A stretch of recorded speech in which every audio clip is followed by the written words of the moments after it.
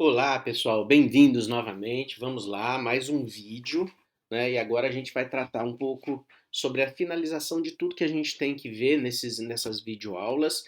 E eu vou estar apontando no material de vocês aqui no Moodle alguns vídeos que são adicionais, mas que são sobre as técnicas, que são bastante importantes, né? A gente não tem como, não tem muito tempo para poder trabalhar todas as técnicas aqui nessas nossas aulas, mas eu aponto para vocês aí alguns vídeos adicionais que são importantes para as técnicas, tá? E para finalizar um pouco a disciplina, a gente vai trabalhar agora a questão das funções da memória e em seguida a gente vai trabalhar as modalidades, submodalidades que existem de linguística que vão implicar aí nas alterações que a gente pode fazer na nossa atividade docente para poder atuar de maneira mais efetiva junto aos nossos estudantes, ok? Então vamos começar? Vamos lá.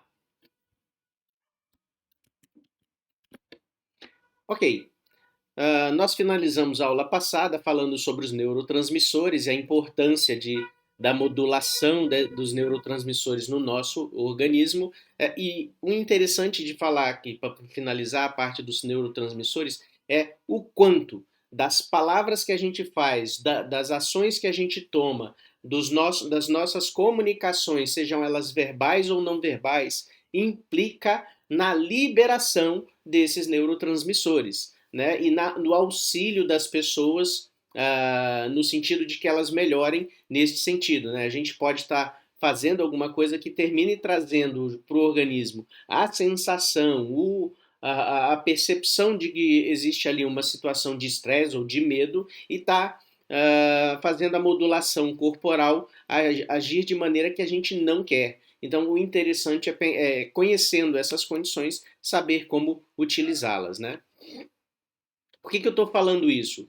Porque quando a gente fala nas funções da memória, a memória ela guarda imagens, ela guarda sons, ela guarda cheiros, ela guarda sensações que a gente lida no nosso cotidiano, no nosso dia a dia. Então, com esta condição, nós vamos ter aí o exercício do julgamento e a ação prática da nossa vida modulada desta maneira. Então, vamos lá.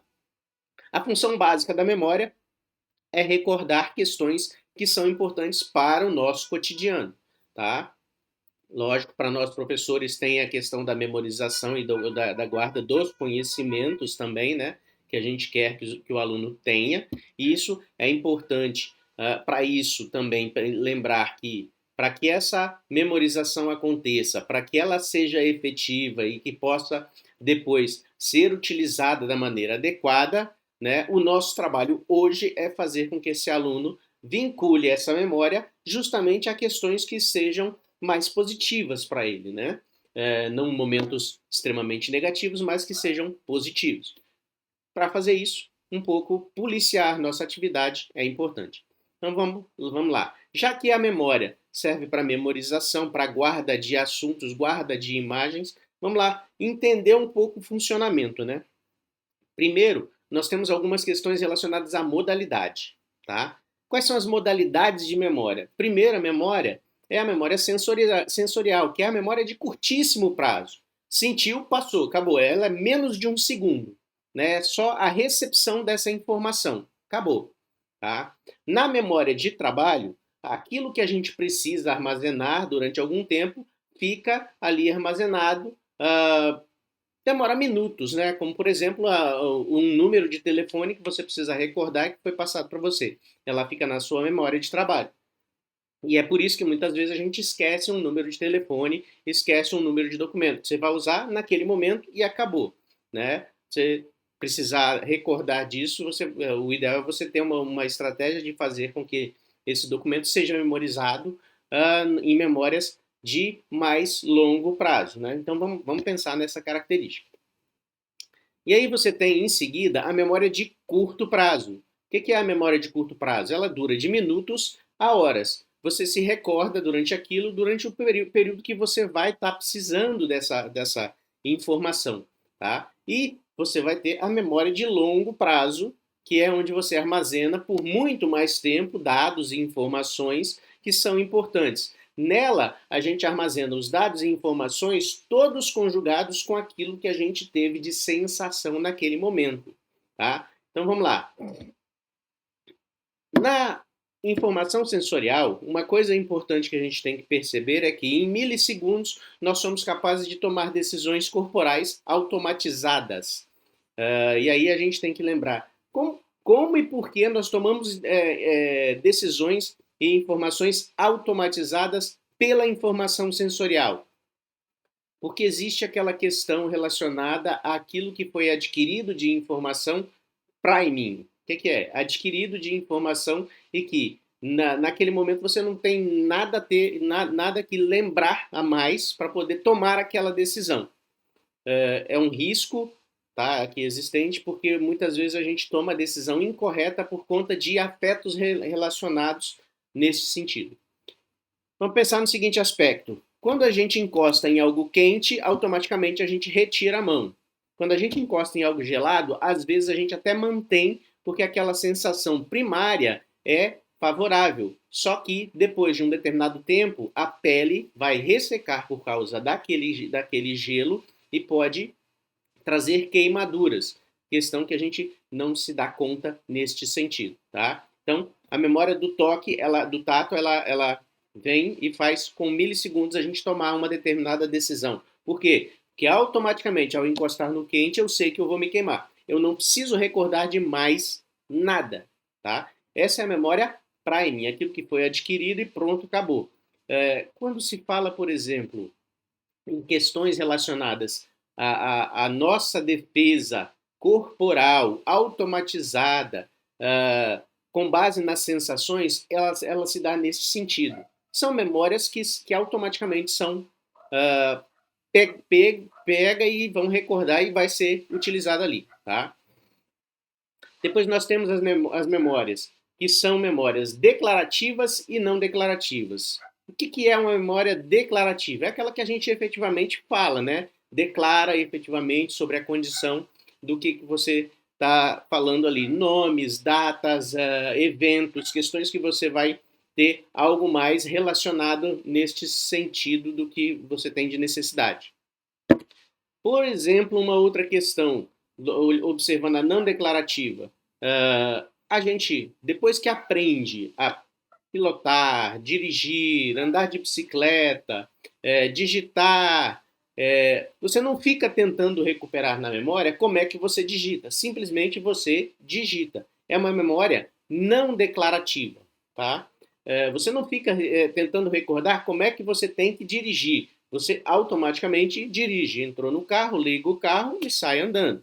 Quer dizer, tem outras questões que precisam sim passar pela memória para ser recordado, de colocar o cinto, de verificar se está tudo ok, mas isso se torna automatizado. Tudo aquilo que vai sendo automatizado pelo nosso organismo se torna memória não declarativa, ok? Essa é uma questão importante. Falando sobre a declarativa e a não declarativa, a gente tem aí os vínculos afetivos que podem ou não estar relacionados. Numa memória não declarativa, o nível de vínculos afetivos é muito menor. Tá? Na declarativa, você vai ter a presença maior dos afetos. Tá? E o que eu estou falando nesse sentido aqui? É justamente da questão da associação. Uma memória estar associada ou não a determinadas outras questões. É aquele fato do javali, de novo, né? A gente associa o javali com o porco para poder lembrar como é que é, ou para declarar como é que é a carne do javali, muitas vezes, né?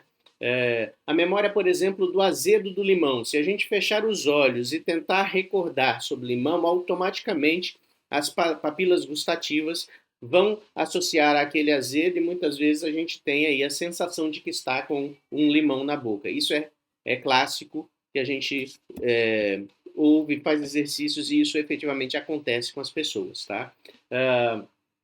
Se a gente fechar os olhos e tentar imaginar cenas que a gente gosta, por exemplo, como estar numa praia, a gente automaticamente sente o frescor do vento, né? São questões que estão aí relacionadas e que vão sendo recuperadas pela memória juntamente com aquilo que a gente está ali tentando vivenciar, visualizando, né?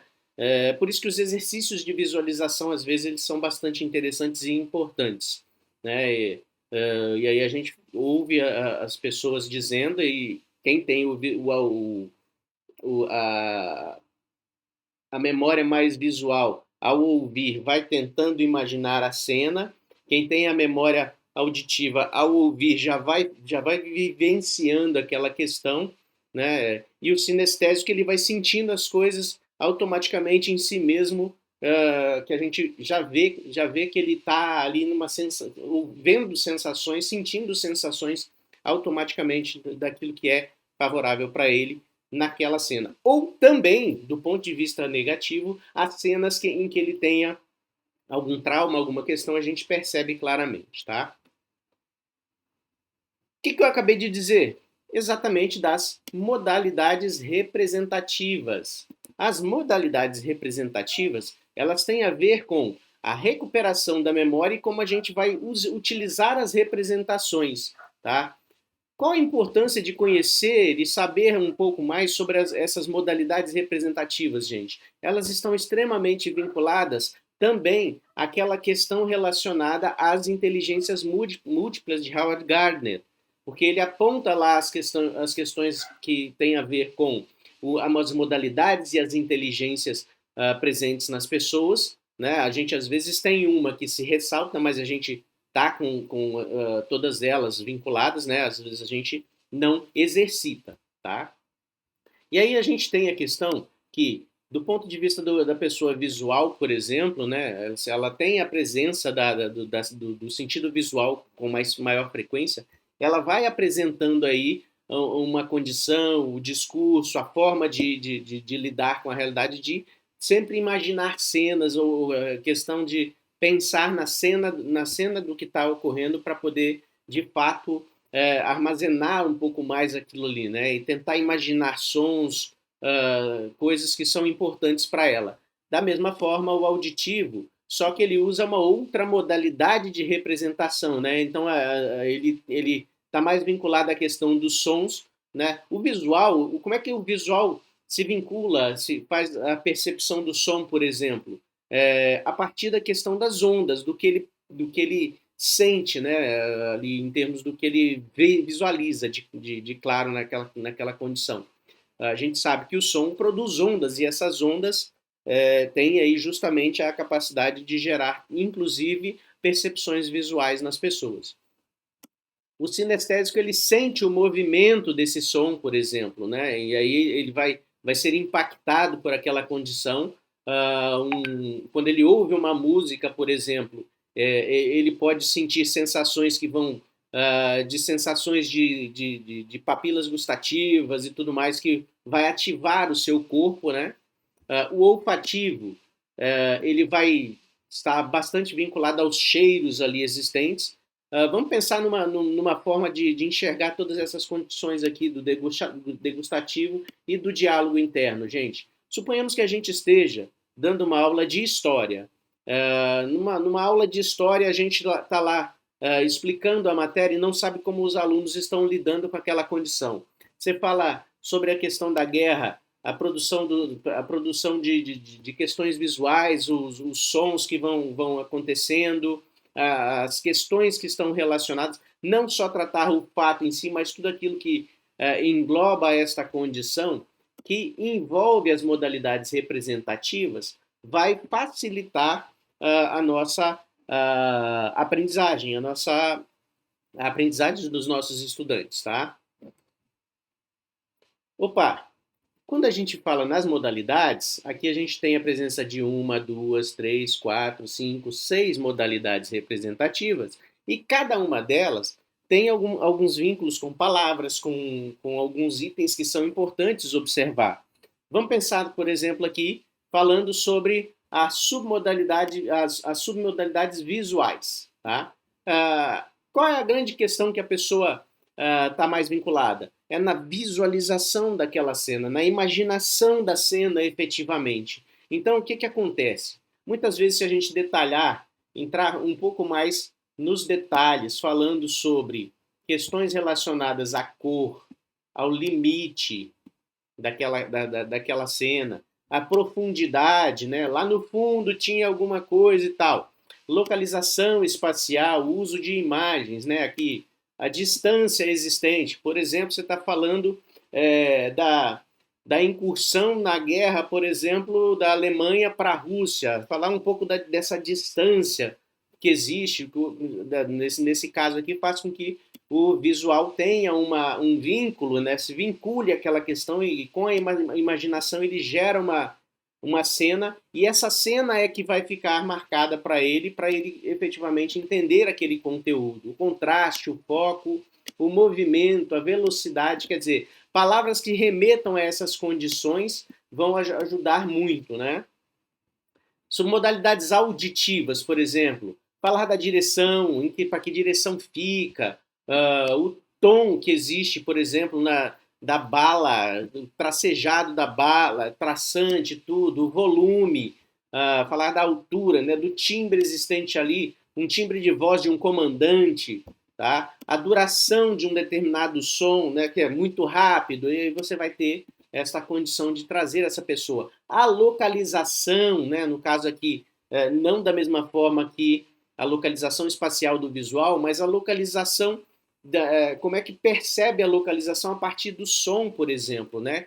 A distância existente, a velocidade, clareza, o alcance de determinados itens vão ajudar nesse sentido do vínculo e para essa modalidade do auditivo. No caso do sinestésico, o sinestésico ele tem que sentir, tem que fazer. Então, quer dizer, o corpo dele tem que agir, né? Então, falar sobre localização no corpo, muitas questões que são importantes, no caso aqui da guerra, né? Por exemplo, um capacete que fica na cabeça e esse capacete às vezes cobre tudo, às vezes não cobre. A intensidade de determinadas coisas, né? Quando a bala pega numa pessoa, ela dá um baque muito intenso e tal, por exemplo, a pressão existente, né? Você está cercado por um conjunto de pessoas nessa cena, isso vai gerar uma certa tensão e tal. A extensão existente, a textura daquele, por exemplo, a textura dos uniformes deles, que eram pesados, falando do peso, da temperatura existente, que às vezes você está, por exemplo, lembrado dos alemães indo para a Rússia que enfrentaram um inverno rigoroso. Né? São questões que vão facilitar neste sentido, nesta disciplina. Né? E as olfativas degustativas, que tem a ver um pouco aí com cheiros, o sabor. Tá? Quer dizer, tudo aquilo que remete à sensação de sabores durante a guerra, o amargo do fel de ter que lidar com uma questão de levar um companheiro ferido de volta, né? O amargo de ter que lidar com a situação de enfrentar, matar outras pessoas, tudo que envolve essa questão vai trazer aí uma facilidade para as pessoas. Quer dizer, o nosso discurso, a nossa forma de pensar, a didática utilizada, ela fica muito mais efetiva quando a gente tem esses conhecimentos, né? E aí, lembrando dessa questão das representações, nós vemos as representações linguísticas, né? O uso de metáforas para poder fazer aí uma condição de assimilação, de acomodação de um determinado conhecimento vai ajudar bastante para a pessoa ter uma certa recordação. Até porque, quando a gente fala nas metáforas, o que nós estamos tentando ativar? As hierarquias que ele faz de valores, de crenças, e ativar também a questão clássica sobre os seus mnemônicos, né, que vinculam essa vinculação existente entre as coisas, que vão trazer para ele memorização e também a forma de utilização disso posteriormente. Né? Pensar, por exemplo, na matemática, né, do 1 mais 1, do 2 mais 2, que são questões relacionadas a algo muito abstrato, colocar aí alguma coisa que metaforize essa abstração, né? Que coloque a condição do uso, por exemplo. Quando a gente fala na matemática financeira, Isso é até um tanto mais fácil, né? Que você vincula a necessidade das pessoas. Então você usa a metáfora da compra para poder fazer, né? Então é muito interessante e importante pensar nessas características. E também o uso dos predicados, né? As qualificadoras, tudo isso é importante quando a gente lembra ali que se eu falar de profundidade, é uma predicação de algo, né? É uma predicação de uma perspectiva daquilo sobre o que eu estou tratando. E sobre a vida das pessoas também, né? Se eu quero que as pessoas cresçam, que elas desenvolvam, eu tenho que falar da vida com predicados que são efetivamente importantes para que ela queira mudar de vida, que ela queira aquela condição, né? Ativar nela o desejo de mudar. Né? E para isso, eu tenho que entender essas modalidades e as submodalidades com as quais ela lida, para poder ajudar nesse sentido. E aí é importante recordar o que a gente já falou um pouco na aula passada, que a fisiologia ela é acessada pelas sensações. Né? Nós sentimos as questões e isso ativa o nosso corpo. Por quê? Porque existem pistas de acesso. Né? Quando a gente fala do quente, do frio, do gelado, da água que bate, do som que a gente ouve, eles geram pistas de acesso para que a gente ative o nosso corpo para determinadas questões.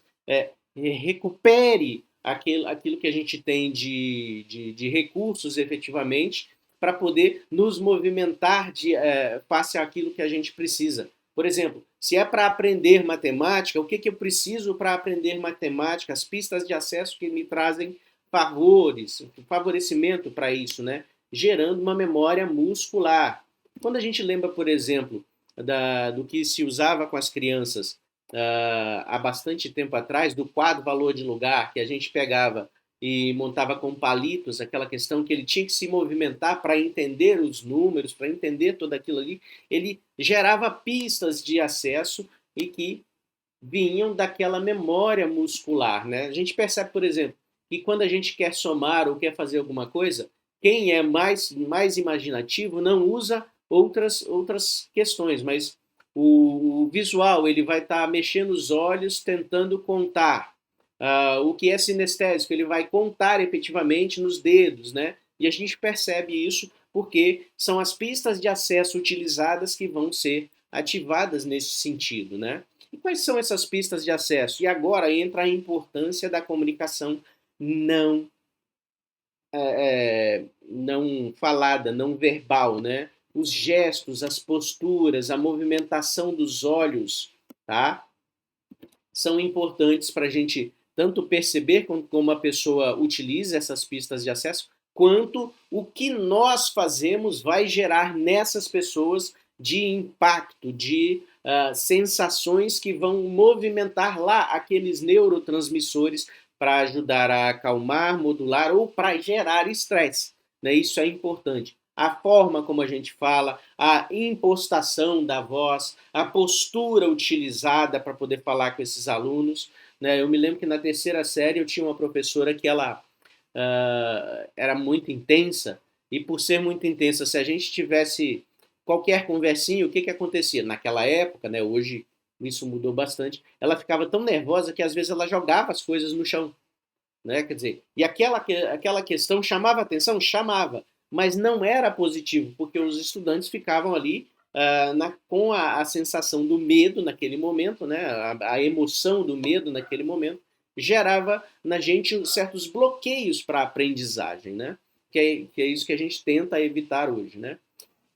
Vamos lá, gestos. Tudo aquilo que a gente gesticular, que a gente movimentar o corpo, que a gente fizer, vai gerar um impacto na forma como as pessoas desenvolvem sua subjetividade e também a aprendizagem, a postura utilizada e a movimentação dos olhos. Agora, vamos pensar na seguinte questão. Nós temos esses 3 itens aqui e que eles também são pistas de acesso para nós, como docentes, para observar os modelos de aprendizagem dos nossos alunos, a forma como eles tentam trazer de volta as memórias, porque essas pistas de acesso são ativadas automaticamente. Elas estão naquela memorização, por exemplo, que é não declarativa, são pistas de acesso ativadas automaticamente. E elas vêm de quando? De todo o processo de aprendizado dentro de casa e fora de casa. Escola e família implicam na forma como a pessoa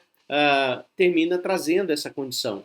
Então vamos lá. Uma questão importante para entender, por exemplo, aqui, são os movimentos dos olhos. A pista de acesso ocular, pistas de acesso oculares, por exemplo. O que é importante observar? Se eu tiver vamos dizer assim, uma sensibilidade grande para os meus estudantes, eu vou conseguir enxergar esta condição aqui, gente. Ó.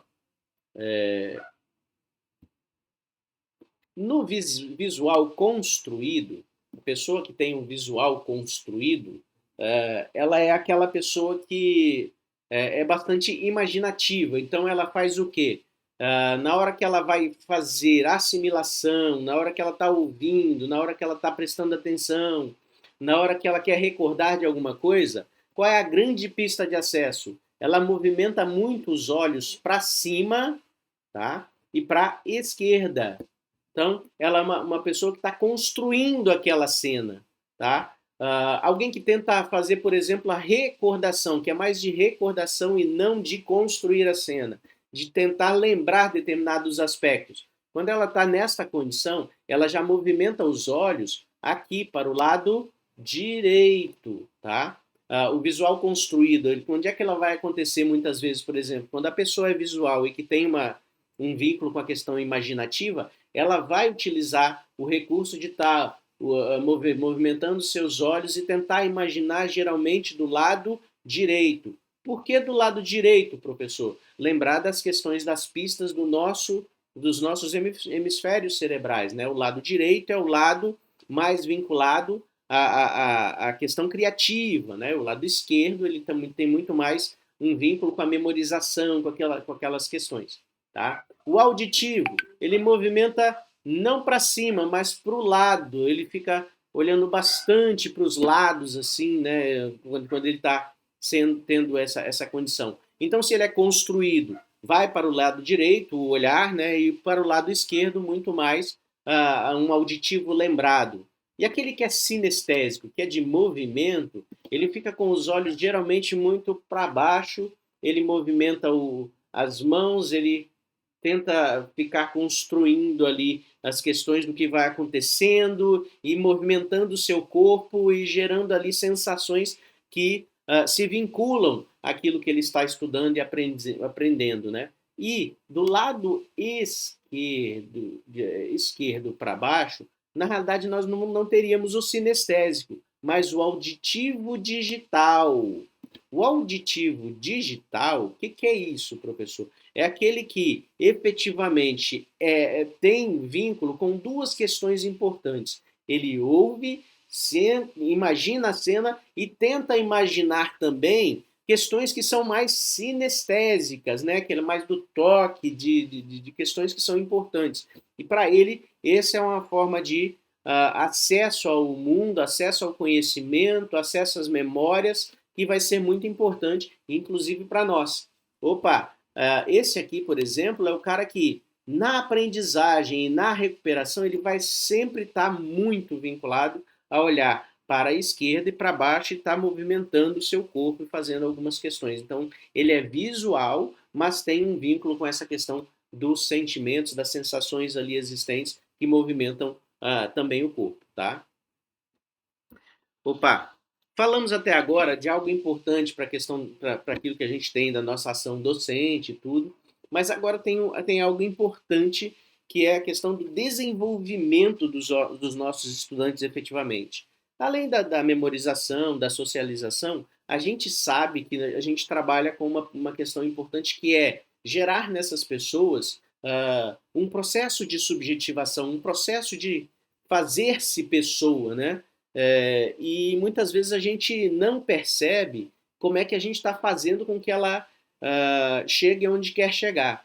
Então, para nós, docentes, algo importante agora é pensar aqui, ó, no processo de mudança. Tá? Como é que funciona um processo de mudança para a neurolinguística? Né? E aqui tem uma questão interessante para a gente pensar, que é justamente aqui o desenvolvimento dos projetos, tá?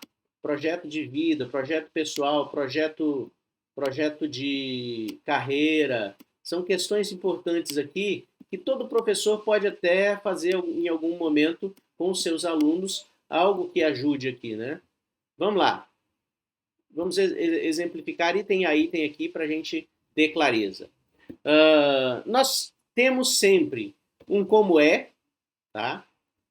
O que significa um como é, pessoal? É o estado presente, é o como a gente está, né? Às vezes a gente está nervoso, às vezes a gente é extremamente estourado, gostaria de ser diferente, às vezes a gente tem dificuldades com a matemática e gostaria de ser diferente. Como é que eu faço? Eu vou fazer um plano, vou fazer um projeto, né? Como é que eu ajudo o meu estudante a fazer isso? Vamos lá, pensando em algumas questões importantes aqui. Eu tenho o que é hoje, um as is, tá? Um as is, um como é. É o estado presente da pessoa, como ela é hoje, ela fazer uma reflexão, se enxergar, entender, ter um autoconhecimento sobre o que se passa com ela, tá? Precisa ser profundo, professor? Não, a gente pode fazer isso e tem condição a condição, de acordo com a necessidade do nosso estudante, do nosso aluno, né, do nosso colega, nossa própria, tá? E aí eu sei que para mudar, eu preciso entender tudo aquilo que precisa mudar, então eu preciso me conhecer e preciso começar a pensar no que eu quero, né? O que eu quero, ele vai ser o to be, por exemplo, né? O como eu quero que seja, to be, né? E esse é o quê? Esse é o meu estado desejado. Um detalhe, gente, é que não pode se pensar aqui neste momento no estado desejado só sob o ponto de vista racional. Por quê? Porque o racional, ele não me motiva a buscar de verdade. Eu tenho que ter todas as questões que são emocionais e que fazem com que seja importante isso, tá? Às vezes a pessoa sabe que precisa mudar, tem consciência, racionaliza toda essa condição da necessidade da mudança, mas ela não muda. E por que ela não muda? Porque ela não vê motivo efetivo para isso. Então ela tem que enxergar esse motivo, tá? Então a grande questão é, eu tenho que saber qual é o estado desejado, compreender qual é o estado presente para movimentar os recursos necessários, as decisões e as ações necessárias. Muitas vezes a pessoa entende quais são os recursos, entende quais são as decisões, mas não toma as ações necessárias. Tá? Então ela fica no meio do caminho. Então tem que haver incentivo, tem que haver um alto incentivo para isso acontecer. Vamos lá. Como é que funciona esse processo, professor? Eu entendo o estado presente, defino qual é o estado desejado, descubro os recursos, decisão e ação necessários. Como é que eu vou fazer isso? Primeiro momento, eu vou elicitar o estado desejado. Eu vou construir a cena desse estado desejado me colocando desta forma, tá? Fazendo com que o meu estudante se coloque desta forma, né? Fazer um exercício de visualização, por exemplo. Olha, fecha os olhos. Como é que você queria ser? Imagine uma cena com você sendo do jeito que você quer ser. Como é que você se sente? O que acontece? Isso vai gerando nela sensações corporais, tá? Vai gerando nela identidade com aquilo que ela procura. Então a gente está elicitando o estado desejado. Eu não estou só construindo esse estado, mas eu estou gerando nele a vontade de ser de verdade desta forma, né? E aí eu elicito o estado presente, tá? Eu entendo como é que eu tô, né? Comparo esses dois e aí eu vou começar, né? Vamos pensar. O que é preciso fazer? Eu vou aplicar a técnica da intervenção. Onde é que eu tenho que atuar? Onde eu vou atuar? Quais os recursos que eu tenho para isso? Eu tenho dificuldade de aprender matemática. Por que você tem dificuldade de aprender matemática? Como é que seria se você tivesse facilidade? Aí a pessoa começa a imaginar aquelas condições e ela própria já vai desenvolvendo ali alguns pequenos traços de plano né, para poder fazer a intervenção necessária. A intervenção quem faz é o professor? Não. A intervenção quem faz é o programador neurolinguista? Não. Quem faz é a própria pessoa. A gente só faz orientar nesse sentido, tá? E depois a gente faz o quê? A comparação entre os dois estados, tá? A comparação do estado presente com o estado desejado e vai construir planos, construir com ele junto com ele os planos para mobilizar os recursos necessários e, se não tem, correr atrás desses recursos, tomar as decisões e agir nesse sentido. E aí vem a questão do feedback. O que é feedback? É a retroalimentação, quer dizer, eu vou estar sempre acompanhando aquilo que está acontecendo para que eu possa alcançar o meu estado desejado a contento. Eu quero ser um profissional de sucesso. Ser um profissional de sucesso todo mundo quer. Como é que eu chego a ser um profissional de sucesso? Quais são os passos necessários? O que eu preciso? E, chegando lá, o que é esse profissional de sucesso de verdade? Muitas vezes a gente fala que um profissional de sucesso é um Senna da vida. Beleza. O que o Senna fez até então? Aí vem o processo de modelagem. Como é que ele chegou onde ele chegou? Estudar a história dele, entender como ele agiu, entender como ele se sentia, para poder de verdade desenvolver em você, desenvolver nos estudantes, a condição para movimentar-se neste sentido. Tá? E aí vem algumas perguntas, né? Como eu estou num processo de mudança, eu quero trabalhar esse processo de mudança, eu tenho que pensar em pelo menos 6 perguntas clássicas. A primeira delas depende somente de você? E aí você tem que pensar claramente. Muitas vezes o estudante pega e coloca a culpa nos outros, né? Qual a importância dessa pergunta? Muitas vezes é descobrir de seus recursos, dos recursos que outras pessoas têm, você entender como é que você pode fazer para poder alcançar esses recursos, primeiro ponto. Segundo ponto, entender que o responsável, quer dizer, se responsabilizar de verdade é com você, né, é com o seu estudante e não com terceiros. Isso aí, então, é importante essa reflexão para os estudantes. O segundo item, pensar o que se deseja no positivo, como eu falei, né? Vamos pensar na questão. Eu quero ser um profissional de sucesso. Beleza. Eu não quero ser como o meu chefe é. Pronto. Você já impediu a sua mente de pensar numa possível chefia no futuro. Por que você impediu? Porque você colocou o seu cérebro para trabalhar com o não-chefe. Como assim, professor? Quando você coloca a partícula não, você simplesmente qualifica como negativo aquilo que é ser chefe. Né? É aquela história do dinheiro, que a gente fala, dinheiro não traz felicidade. Pronto, você se vincula a uma situação que não é positiva quanto ao dinheiro. Então, sempre colocar as falas, as frases, o que se deseja, sempre no positivo. O que você quer de verdade, não o que você não quer. Colocar o que você quer, né? E aí, terceiro item, pensar, isto é prioritário?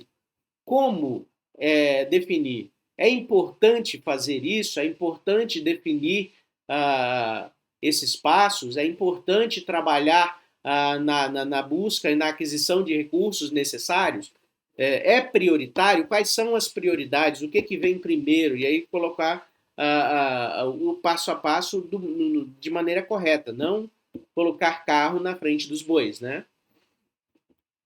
Quarto item, isso impacta positivamente na sua vida, né? São reflexões que vão trazendo aí também a liberação de sensações corporais que vão ser importantes para a motivação e para a automotivação. E aí vem, o que você quer é factível? É possível ser feito? Como que isso vai ser feito de maneira que seja evidente enxergar isso? Quando você chegar aonde você quer, como é que você vai saber que chegou, né? E aí ter clareza, ter evidências de verdade sobre aquilo que está sendo produzido, do que você quer chegar, né? Para gente aqui também, pensando nessa perspectiva, no próprio planejamento, como é que você vai ter evidências de que aquela ação didática alcançou os resultados, né? Ah, quando o aluno fizer a prova e tirar nota 10. Bom, aí você está colocando a responsabilidade no aluno. A sua parte, aquilo que você precisa. Como é que você vai obter evidências de que o seu estudante de verdade assimilou, conseguiu aplicar, consegue aplicar determinadas coisas? A prova ela tem uma característica de ser algo institucional, mas como é que você de verdade avalia, né, o aprendizado dos seus estudantes? Precisa pensar um pouco nessa questão das evidências, né, da validação e da produção de evidências daquela questão. E o último item, que não tem nem número, porque ele perpassa tudo, é de verdade pensar: eu estou decidido para mudar? Eu estou decidido para mudar agora? Porque muita gente quer mudar, mas depois, né?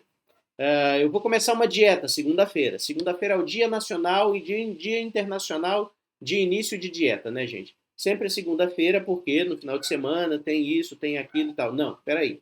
Se eu quero começar, é começar agora. Então a decisão é agora. Vamos lá. A gente fala muito na mobilização de recursos. A produção de um estado de recursos, tá? Ela movimenta o meu corpo como um todo, tá? Porque se eu me preparo e de verdade para obter os recursos ou enxergo os recursos que eu produzo, que eu tenho, o que eu tenho aqui de facilidade, gente? A minha atenção, ela se foca neste sentido, tá? Ela se coloca no sentido de que a minha mente vai trabalhar nesta busca, né? No aprendizado, na busca do que é necessário. Isso me gera o foco. Opa, professor, para o TDAH isso é um problema, então, vamos lá. Quando eu falo na atenção com o TDAH, por exemplo, eu falo que esse indivíduo geralmente ele tem uma atenção múltipla. O que ele precisa aprender a desenvolver? Ele próprio exercitar a motivação para determinadas coisas. Quando eu digo isso, eu lembro do seguinte aspecto. Muitos TDAHs geralmente são hiperativos e não conseguem ficar sem movimentar o corpo. Mas em um jogo, por exemplo, eles conseguem produzir um foco intenso. Tá? Num jogo de computador, por exemplo, o foco deles é bem intenso nesse sentido. Tá? Eles enxergam o todo daquele jogo justamente porque a atenção deles é bastante difusa, mas eles têm foco naquilo que está sendo produzido, naquilo que está sendo feito naquele jogo. Então quer dizer que é plenamente possível produzir um estado de recurso com atenção, por exemplo, com foco mesmo nesta modalidade de funcionamento individual, tá? Nesta característica pessoal. Quando a postura é prazerosa, eu quero fazer dieta. Vamos lá, dieta não é prazerosa. Como é que eu faço uma dieta ser prazerosa?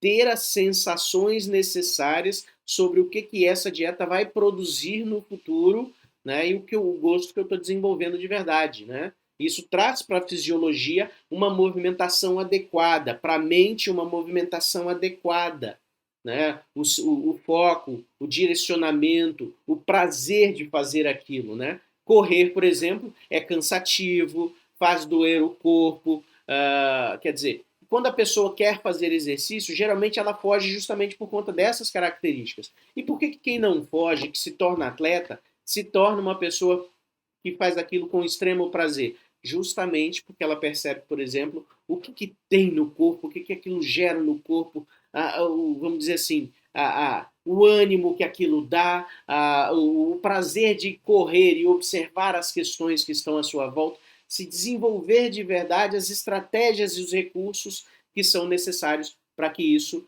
funcione. E a linguagem? E a linguagem?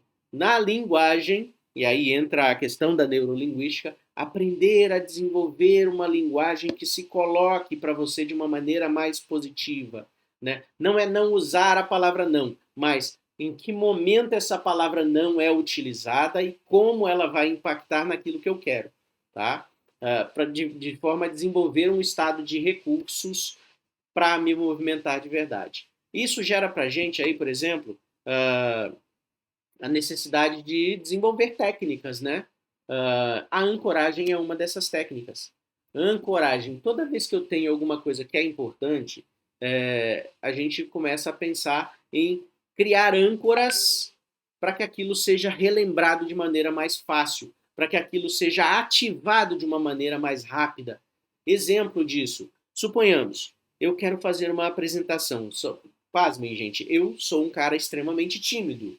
Extremamente tímido. O que aconteceu comigo para poder mudar de vida e efetivamente me tornar alguém que fala, já falei até para 3.000 pessoas, foi justamente entender que existem estados emocionais que são favoráveis. E aí eu vou lembrar até do professor Clóvis de Barros Filho, que é um filósofo, né? Que ele disse que quando ele tinha 13 anos ele foi fazer um trabalho na escola e que ele gostou tanto daquela condição que ele falou assim, aqui que é o lugar de estar mesmo e tal, e começou a desenvolver uma âncora para aquilo. Como assim, professor? O que é essa âncora? Vamos pensar o seguinte, se a gente estiver visualizando uma questão extremamente importante sobre como eu vou agir, sobre como eu quero ser, sobre como eu quero que essa palestra dê certo, eu vou movimentando o meu corpo e vou gerando ali algumas questões que são interessantes e que me fazem sentir bem, tá? E quando eu me sinto bem, nesse momento que eu estou no auge do sentir-me bem com essa condição, é que eu crio aquela âncora. Exemplo, um dos caras mais interessantes para falar sobre PNL e tudo mais, coaching, é o Tony Robbins. Tony Robbins, ele desenvolveu assim, ele também era um cara extremamente fraco, tímido, sem potencial, e ele um dia começou a desenvolver essas estratégias, já que ele tinha visto alguém falar sobre PNL, entrou nesse ritmo e desenvolveu, por exemplo, uma questão que quando ele vai fazer uma apresentação, e hoje ele faz a apresentação para muita gente, 3.000 passa longe disso, que é muita gente mesmo que assiste as questões que ele apresenta, né, os seminários que ele apresenta. Ele, simplesmente, antes de entrar no palco, ele faz uma pequena dança. E essa pequena dança é justamente aquilo que ativa todo o corpo dele, toda aquela condição de estado de recursos para que ele possa fazer essa palestra da maneira mais adequada possível. Quer dizer, são âncoras que a gente cria, né? Isso é uma técnica de ancoragem que ajuda bastante nesse sentido. E utiliza o que, gente? Pura e simplesmente a linguagem, que ativa aí a fisiologia para poder ajudar, né? Suponhamos que a gente tem uma situação, por exemplo, de um padrão de comportamento que não é positivo. Eu preciso quebrar esse padrão. Como é que eu faço a quebra desse padrão, professor? Eu faço uso daquilo que é a distorção cognitiva, tá? Vamos pensar assim, eu quero que dê certo uma questão, mas o meu padrão de comportamento trabalha contra toda essa questão. Como é que eu vou fazer isso? Eu trabalho na confusão mental nesse sentido. Eu pego e coloco ali toda a questão do que é negativo, toda a questão do que é positivo junto, né? Então vamos lá. Eu descrevo tudo aquilo que é negativo numa situação. Suponhamos que eu esteja aqui com aquela condição de enxergar a liderança como algo não positivo. Então eu quero mudar esse padrão. O que eu vou fazer? Descreve do lado esquerdo, do lado direito, tudo o que é negativo nesta condição. Pega e escreve do lado esquerdo tudo aquilo que é, aliás, do lado direito do papel, tudo aquilo que é positivo quanto a essa situação.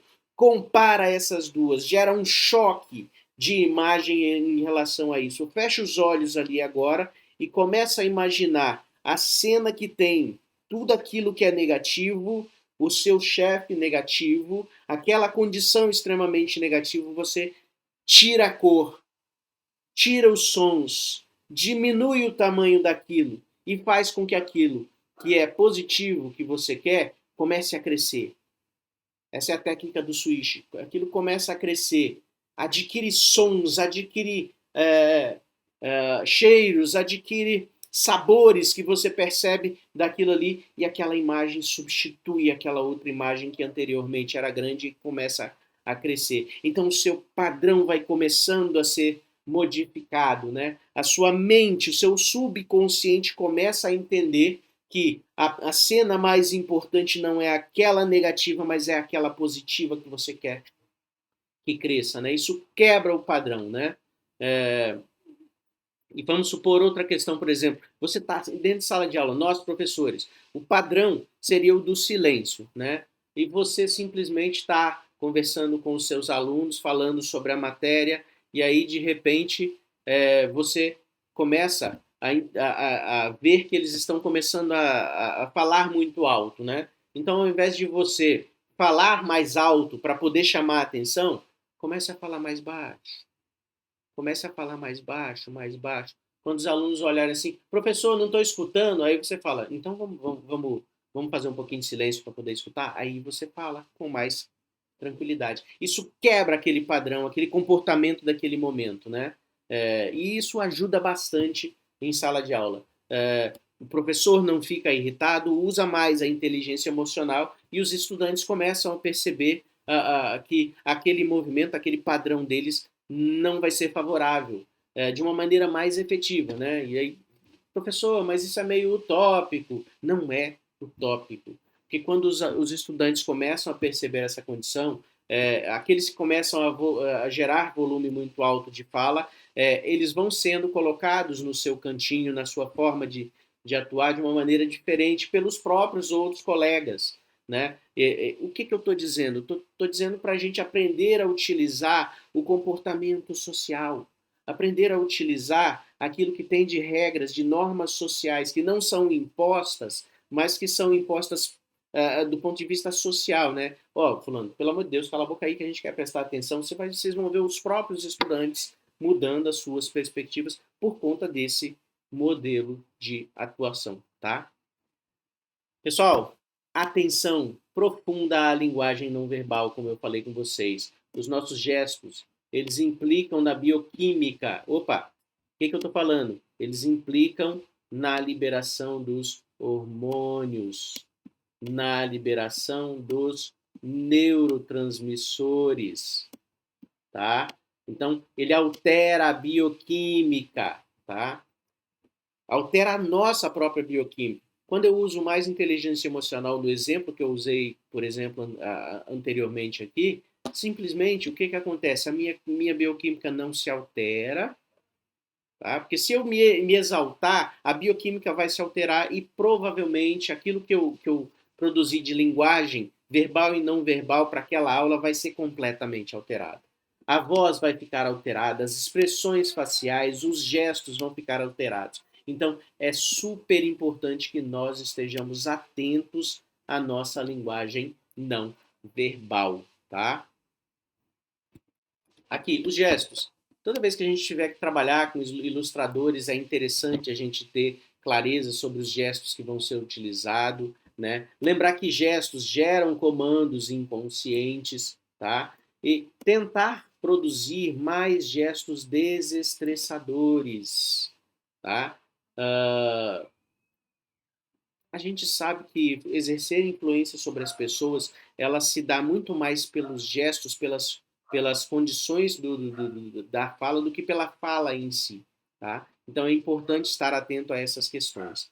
Batimento cardíaco, falando um pouco da bioquímica, né? Os batimentos cardíacos, prestar atenção, ter aí um senso corporal bem intenso, nós professores, entender também essa condição de ter uma sensibilidade para enxergar os nossos estudantes. Atenção à respiração, perceber um pouco aí a temperatura do seu corpo, né? Muitas vezes a gente fala da temperatura ambiente, quer dizer, a sensação da temperatura ambiente, às vezes, na nossa mente é tão importante que a gente esquece de enxergar a temperatura do corpo, que tem a ver com a bioquímica. E aí, se eu não policio isso, acontece que, como eu falei, ela vai influenciar nos nossos gestos, tá? Vai influenciar na nossa atuação. Né? Eu tenho que estar atento a essa perspectiva. A deglutição, como é que a gente está, né? Isso implica em ter atenção à nossa fala, a forma como a gente está produzindo a fala, a intensidade dessa fala, o modelo de uso, de entonação dessa fala, né? Tá? Atenção à questão da atenção, o relaxamento, né? A forma de produzir aí ações que relaxem, que tenha mais modulação para aquilo que precisa ser feito e buscar um pouco aí o estudo sobre a bioenergética, né? Como é que a gente usa a energia, como é que a gente gera, produz energia, é muito importante, tá? Atenção à frequência da voz, à forma como a gente utiliza, né? Ao volume dessa voz, ao tom, quer dizer, frequência, volume e tom da voz, elas impactam muito na forma como o auditivo vai enxergar as questões, o visual vai perceber aquele impacto do som que está chegando nele, né? E o sinestésico vai sentir essa condição, né? Quer dizer, essas sensações vão movimentar o corpo dele, tá? Aqui são só algumas expressões faciais que vão impactar aí na bioquímica dos nossos estudantes, né? O próprio estudante vai emitir e a gente também, ao emitir e não tendo atenção, a gente vai gerar sensações no nosso estudante, né? E modificar completamente o contexto de uma aula, tá? Então é importante estar atento nesse sentido, tá? Opa, reframe linguístico. Reframe é uma mudança, tá, gente? Tá? Então, na mudança, a gente tem algumas coisas que são interessantes aqui no nosso cotidiano, para o nosso policiamento. Aqui do lado esquerdo, na tela, nós temos aí algumas ações, algumas questões que são interessantes do ponto de vista linguístico. O ponto final, o encerramento das coisas. Tem que lembrar da possibilidade do ainda. Tá? Existem questões que podem não ter sido finalizadas ainda, né? Ao final de uma aula, por exemplo, a gente às vezes, por hoje é só isso, aquilo outro. Às vezes tem aluno com algum problema, alguma dúvida. Quais são essas condições? Qual o ainda que precisa sobre determinado conteúdo, sobre determinado conhecimento, sobre a aplicabilidade daquilo, o que precisa ser passado ali sobre isso ainda, né? Uh, a questão do ser culto, mudar um pouco para o ser responsável. Né? Nós, principalmente docentes, nós temos um conhecimento, adquirimos e acumulamos um conhecimento, muitas vezes mais do que os nossos estudantes, sim, mas o detalhe é que nós temos muito mais responsabilidade por aquilo, né? Não é nem pela transmissão, mas pela questão de entender qual a importância daquilo para nós e para o nosso estudante, do que de verdade um conhecimento factual já pronto, acabado e que precisa ser repassado, né? A questão de dar desculpas, de ficar gerando desculpas, tanto nós quanto os estudantes, produzir na realidade, ao invés da desculpa, eu não consegui fazer o exercício, entender por que ele não conseguiu fazer o exercício e gerar nele um potencial de ação, né, para que ele deixe de ficar gerando desculpas, né, e haja de verdade, né, para que ele deixe de culpar outras questões, outras situações e haja para que as coisas aconteçam, né? Muitas vezes a gente até brinca, né, aquela história do ir de meia-noite às 6, o que você faz e tal. Na realidade, mudar um pouco esse discurso do de meia-noite às 6, o que você faz, para entender quais são os tempos e movimentos que ele tem, quais são as condições que ele tem de uso desse tempo, aprender a priorizar, aprender a gerar planos de ação que são importantes, né? Justificativas, parar de ficar só nas justificativas e ter mais foco no resultado, né? A justificativa faz parte, mas o resultado é importante. Eu só tenho como gerar qualquer justificativa se eu tiver resultados, né? Desculpa aqui, gente, um fracasso aqui, na realidade é um fracasso. A gente não pode entender o fracasso, entender a perda, entender o erro como algo em si, mas como algo que gera um feedback. Opa, o aprendizado é a chave, o aprendizado é o que é importante. A gente vai para a prova, faz a prova, o aluno não tira 10. Bacana, ele não tirou 10 porque ele teve a condição de que não pegou a assimilação por inteiro de um determinado conteúdo. Beleza. Esse feedback precisa ser claro para ele sobre como e o que faltou para ele encontrar essa condição. Então, quais são os recursos para que ele adquira efetivamente a assimilação daquele conhecimento. E aí, esse feedback, o importante aqui é dele e nosso, é para ele e para nós. Uma prova não fala só sobre o aprendizado do estudante, mas fala sobre a nossa ação didática. Querendo ou não, nós precisamos pensar sempre nesta condição, né? Deixar de trabalhar com as suposições e trabalhar com a curiosidade. Professor, curiosidade em que sentido? Vamos lá, nós, do ponto de vista científico, trabalhamos com as curiosidades. Tanto isso é real que, em determinados casos, muitas coisas que nós pesquisamos para a sociedade como um todo, ela é tratada como algo que não precisaria ser pesquisado, né? Vamos lá, pesquisar sobre é, é, vacina é socialmente aceito, tal, porque a vacina vai ajudar em muitos sentidos, mas a vacina ela vem sendo pesquisada justamente por uma determinada curiosidade. O que faria com que isso não fosse desse jeito? É uma curiosidade que gera a existência das vacinas, a existência de determinadas situações. Estudar os animais, por exemplo, como Charles Darwin, que foi para as Ilhas Galápagos e começou a observar as diferenças entre, teoricamente, até então, as mesmas espécies. E ele começou a descobrir que existia adaptação. Quer dizer, essa questão da adaptação é extremamente importante para a gente hoje por conta dos estudos de Charles Darwin nesse sentido. Inclusive, conciliando Darwin com Mendel, a gente tem a perspectiva dos estudos genéticos para melhoria genética, né, que a gente sabe claramente dessa condição. Quer dizer, é outro tipo de curiosidade. Se eu fizer isso com aquilo, o que, que vai dar? Né? Então, são questões importantes. Né? Supor que, por exemplo, se eu fizer isso com aquilo, vai dar isso. Não, não é curiosidade. Se eu fizer isso com aquilo, vamos testar para saber se dá certo. Né? O porquê, a gente fica muito no porquê que isso acontece e esquece do como isto acontece. Então, nós e os estudantes precisamos fazer esse reframe linguístico do porquê para o como isso acontece, né? E sair um pouco da necessidade e ir para o e se, né? A tentativa, o exercício, a ação de verdade, né? E aí a necessidade ela é importante sim, mas quando a gente parte para a ação é que as coisas acontecem. E aí vem o que eu acabei de citar aqui, eu estou falando do mas,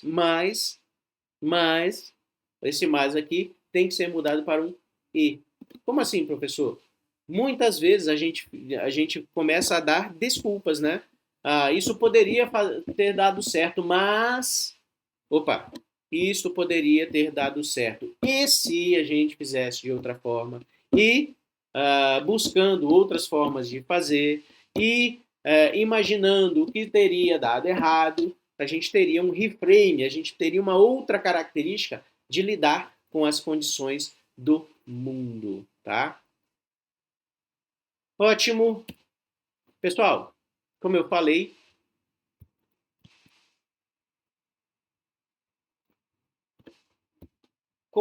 para vocês, aqui na disciplina algumas questões foram apontadas, que eu coloquei aqui, por exemplo, o switch, algumas outras técnicas, como a utilização do reframe linguístico, que é mudar um pouco a nossa forma de falar, a nossa forma de agir, nossos gestos, estar atentos a essa condição. Eu vou deixar na plataforma alguns vídeos com algumas dessas técnicas, tá? E um material com técnicas especificamente para vocês darem uma lida, entenderem como funciona. E qualquer dúvida, eu estou inteiramente à disposição de vocês. Estou lá no nosso WhatsApp, vocês podem pegar meu número, podem me chamar tranquilamente para poder conversar, até para fazer um exercício. A gente pode se falar visualmente pelo WhatsApp para poder fazer exercícios com vocês sobre essas mudanças, né?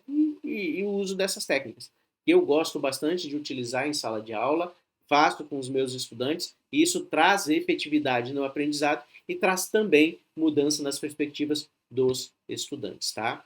Então, pessoal, encerro aqui a gravação das nossas disciplinas, encerro aqui para vocês esse conjunto de vídeos e espero que vocês consigam mudar vocês e a sala de aula de vocês, planejamento e ação didática, tá?